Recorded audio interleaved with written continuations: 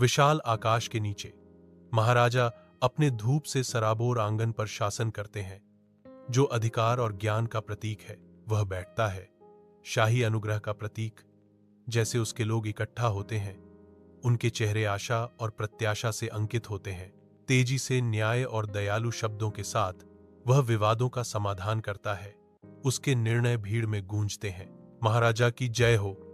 भीड़ खुशी से जय जयकार करती है। उनकी आवाजें वफादारी और आभार का एक कोरस है। वह उठता है। उसकी निगाह सभा पर घूमती है। एक दयालु मुस्कान उसके होठों पर छा जाती है। मेरे प्रजाजन मेरा परिवार है, महाराजा घोषणा करते हैं।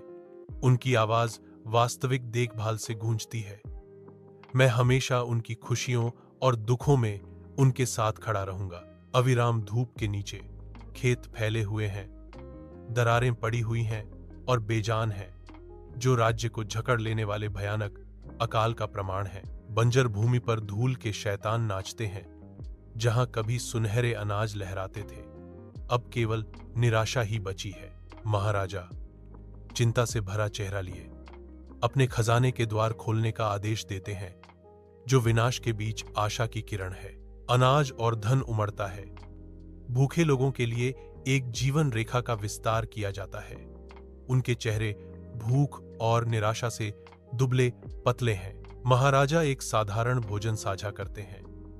उनकी एकजुटता लोगों की घायल आत्माओं के लिए एक मरहम है, जो अपने पीड़ित विषयों के बीच एक राजा है। महाराजा अपने खजाने के द्वार खोलते हैं और गरीबों में सारा अनाज और धन बांटते हैं।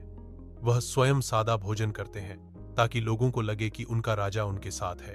विशाल युद्ध के मैदान में महाराजा युद्ध के कवच में चमकते हुए अपनी वफादार सेना का नेतृत्व करते हैं, जबकि एक पड़ोसी राजा की सेना उनके राज्य पर उतरती है। महाराजा की आवाज मैदान में गूंजती है, साहस और संकल्प जगाती है। हम अपने प्रजाजनों की रक्षा के लिए अपने प्राणों का भी बलिदान कर देंगे। रणनीतिक बुद्धिमत्ता के साथ महाराजा की सेना दुश्मन से भिड़ती है। युद्ध के अराजकता के बीच उनका पराक्रम चमकता है। इस्पात इस्पात से मिलता है और युद्ध का मैदान टकराती सेनाओं का बवंडर बन जाता है। प्रत्येक सैनिक अटूट दृढ़ संकल्प के साथ लड़ता है।